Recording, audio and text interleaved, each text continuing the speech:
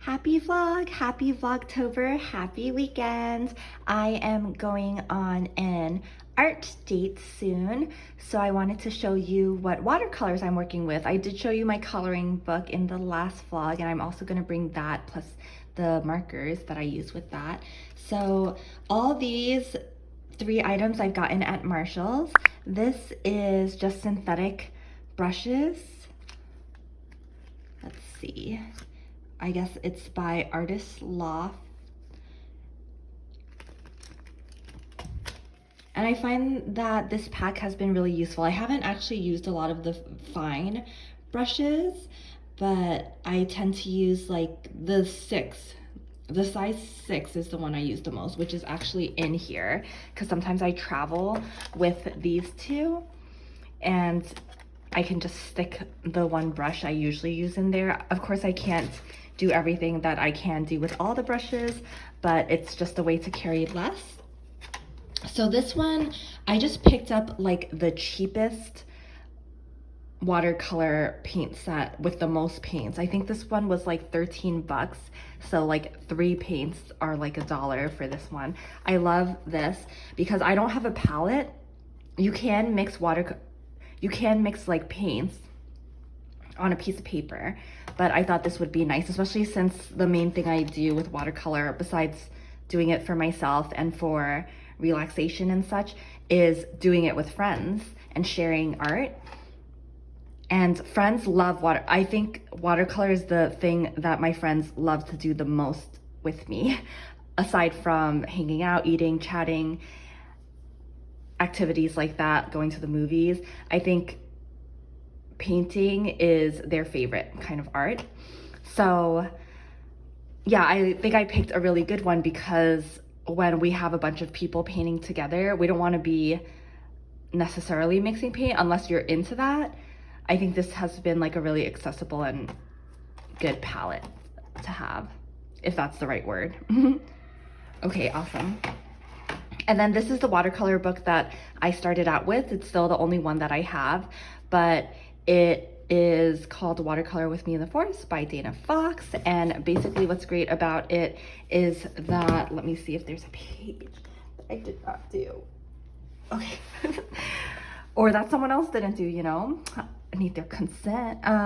So I just flipped to this page, and for this page, for instance, it's gonna show you all the tutorial and then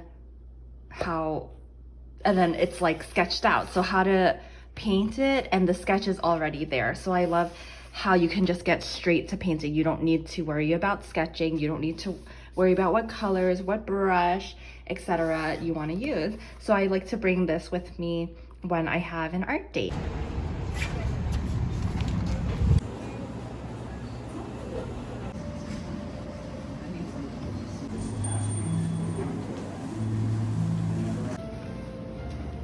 We did it.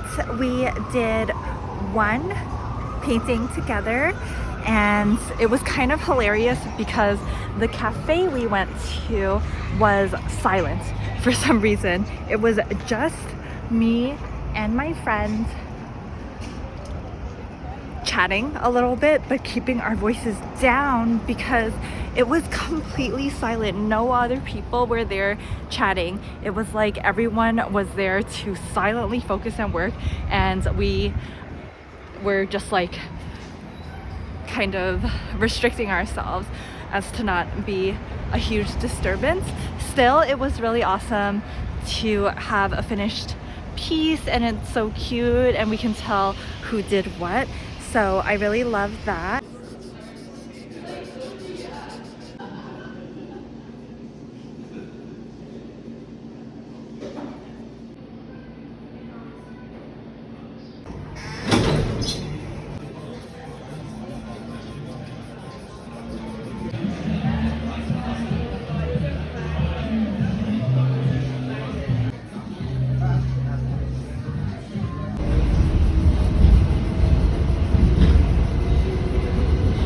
Good morning.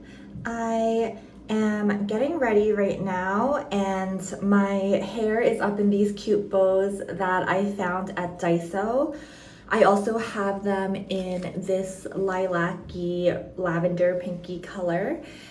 And I'm gonna probably put some bangs down, but I just did my skincare, so my skin is still wet. So I just watched the new season, the releases so far, of Physical Asia on Netflix. Is anyone else watching this? It is so epic. I love the whole Physical series. Before this season, it was solely in South Korea, and the premise was that it was called Physical 100. If you already know this, I mean, if you're a fan, it's pretty like thrilling and exciting. They would get 100 people with different physical strengths and talents to compete to see who has the best physique or the most perfect physique. They had a certain phrase for the competition. It is a reality show. These are like real athletes. And the first 2 seasons were kind of skewed male because the challenges were often strength-based, and it's like cross-gender competition.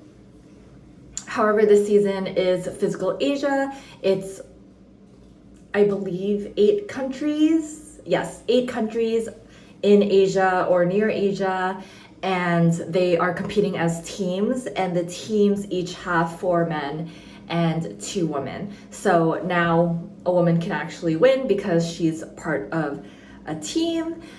That is like a critique of the series, that the challenges weren't really focused more holistically, I guess.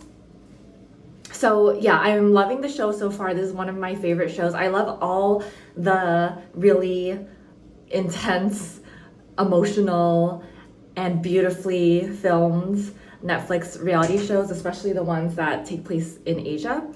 And I am gonna keep watching. It's just that I've already binged the 4 episodes that are out so far.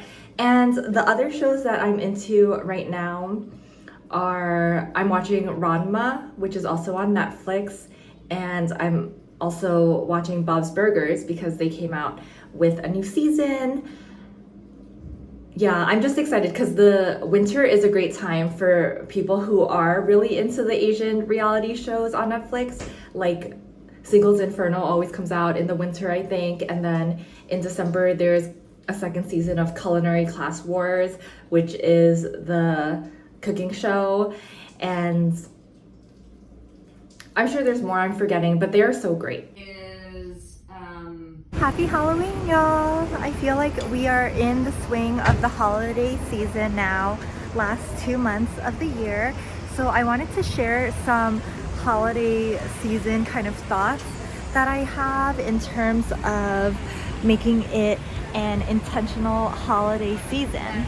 So the first thought that I have is that there is a stereotypical holiday season that we see in like Hallmark movies or in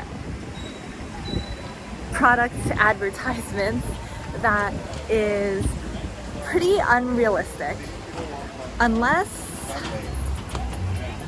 you had that growing up, which I definitely did not, then it's kind of like impossible, or that you have that environment around you now of like total jolliness and retail splendor and not having experienced any grief, loss, etc. throughout the entire year or any holiday season or any year that can come back during these times of the year.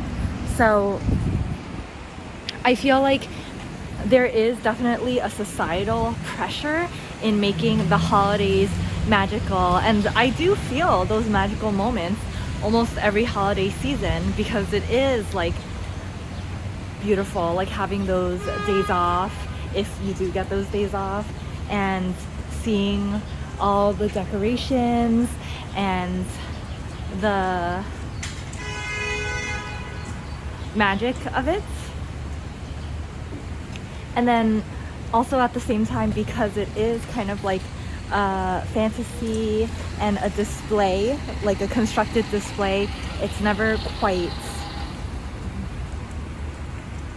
gonna match up to that like societal kind of stereotype, because it is kind of just that. It's like fantasy. Next, I wanted to talk about just the importance of kindness and grace and patience during this season, because if you've ever worked service jobs, then you know, or if you've ever just gone shopping or anything this season, like this is one of the busiest times of the year in terms of everything, in terms of shopping, in terms of socializing and everything else. So tempers are really short. I can feel that. I feel that in public space, private space, etc. And I feel like the magic of the season can really come from within. I mean, I have to find it in myself to be the bigger person when I'm in those situations where someone is just offensive or brash or straight up rude, etc. I mean, why is stress so high this season? Partly because of those expectations of trying to make it magical and a big deal and a celebration that is kind of impossible to meet, because a lot of times life, like the picture of the whole complete magical life and circle and stuff that we see cannot really be replicated, because it's not really showing the full picture of what we all experience and have reflected in these holiday moments. So I think anytime I can summon that in myself, even though it doesn't always feel good to feel like trampled on and stuff, is definitely contributing to helping out with the holiday vibes. And then finally, I think it's really cool, and it's something that I have done like in my journal and stuff, to create your own intention and meaning for the holidays. So whereas some people might think holidays are for gifts, some people might think holidays are for joy, are for socializing. For me, I'm kind of reflecting and I'm like, well, I want my holidays to be about comfort, about self-care, about rest, relaxation, so I can reflect on the year and kind of give myself credit for this year and imagine for the next year. To me, that sounds like the most amazing use of my holidays. I'm gonna end the vlog off here. Thank you guys so much for hanging out with me and for being with me during October and Vlogtober. I love you all. I'm just gonna do this face mask that I picked up from Daiso. They are fine, but my favorite face masks are K-Beauty, and the best deal I've found is in department stores like TJ Maxx and Marshalls. In those packs, each mask is gonna be under $1. So I'll see y'all next week, because I'm gonna give Vlogtober a try, and we're going to pick up a new coloring book next week that is in the plans, so we'll see. I love you all. Take care.